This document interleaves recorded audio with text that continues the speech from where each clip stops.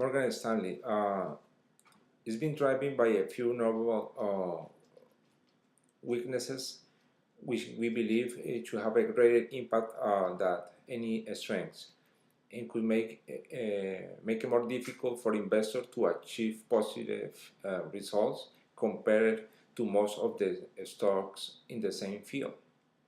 The company's weaknesses can be seen in multiple areas, such as steep earnings per share, deteriorating net income, disappointing return on equity, and generally disappointing historical performance in their stock itself.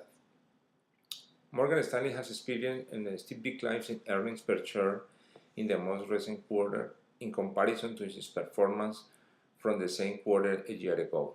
Earnings per share have declined over the last 2 years, and this should continue for the next year. During the past fiscal year, Morgan Stanley reported lower earnings of $1.48 versus $2.18 in the prior year.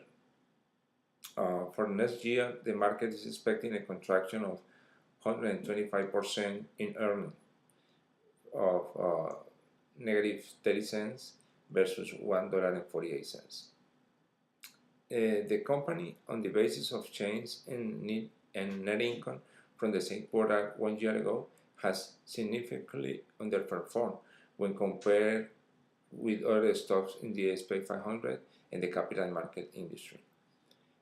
The net income has significantly decreased by 85% when compared to the same quarter 1 year ago. For the next year, the market is expecting a contraction of like I say, 125%. The net income to the same quarter 1 year ago. Current return is lower than its ROE, or return on equity, from the same quarter 1 year prior. Stock performance of Morgan Stanley in the last 2 years. My name is Juan Silva.